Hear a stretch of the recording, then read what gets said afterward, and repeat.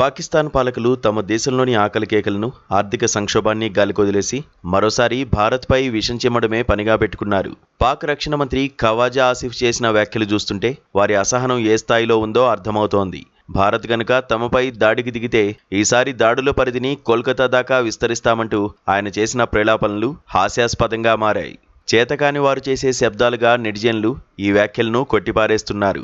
ఇటీవల భారత రక్షణ మంత్రి రాజ్నాథ్ సింగ్ పశ్చిమాసియా ఉద్రిక్తతలను ప్రస్తావిస్తూ పొరుగుదేశం గనుక భారత్పై దాడులకు తెగబడితే ఊరుకునే ప్రసక్తే లేదని, తీవ్రస్థాయిలో విరుచుకుపడతామని హెచ్చరించారు.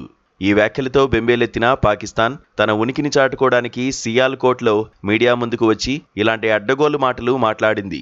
భారత్ పట్ల పాక్కు ఉన్న భయమే ఖవాజా ఆసిఫ్ మాటల్లో స్పష్టంగా కనిపిస్తోందని విశ్లేషకులు భావిస్తున్నారు.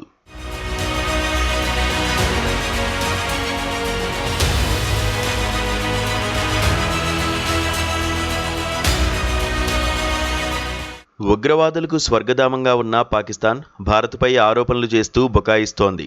భారత ప్రభుత్వం తప్పుడు కథనాలు అల్లుతోందని, ఉగ్రవాదులను చంపేశామని అబద్ధాలు చెబుతోందని ఆసిఫ్ విడ్డూరంగా మాట్లాడారు. అంతర్జాతీయ వేదికలపై పాక్ ఉగ్రవాద ముఖం ఎప్పుడో బయటపడినా ఇంకా ప్రపంచాన్ని నమ్మించాలని చూస్తుండడం వారి అమాయకత్వమే అవుతుంది. భారత సైన్యం జరిపిన సర్జికల్ స్ట్రైక్స్ దెబ్బ నుంచి పాక్ ఇంకా కోలుకోలేదన్నది వాస్తవం. కోల్కతాపై దాడి చేస్తామంటున్న పాక్ మంత్రి ముందు తమ దేశ ఆర్థిక పరిస్థితిని చూసుకోవాలని భారతీయులు చురకలు వేస్తున్నారు. అప్పుల కోసం ప్రపంచ దేశాల ముందు చేయి చాచే స్థితిలో ఉన్న పాకిస్తాన్ ప్రపంచంలోనే అత్యంత శక్తివంతమైన భారత సైన్యాన్ని ఎదుర్కోవడం అసాధ్యం. ఆసియాలోనే తిరుగులేని రక్షణ వ్యవస్థ కలిగిన భారత్ సరిహద్దుల్లో చిన్న అలజడి జరిగినా శత్రువుల అడ్రస్ గల్లంతు చేయగలదని పాక్ గుర్తుంచుకోవాలి.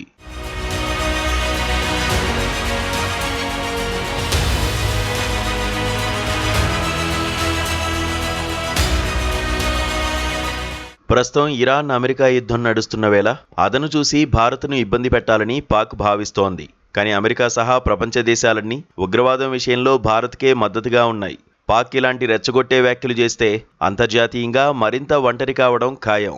భారత రక్షణ రంగం అత్యాధునిక క్షిపణులు, యుద్ధ విమానాలతో సర్వసన్నద్ధంగా ఉందని, పాక్ ఏ చిన్న తప్పు చేసినా తీవ్ర పరిణామాలు ఉంటాయని రక్షణ శాఖ వర్గాలు స్పష్టం చేస్తున్నాయి. పాకిస్తాన్ మంత్రులు ఎన్ని గప్పాలు కొట్టినా భారత సైన్యం ముందు వారి పప్పులు ఉడకవు.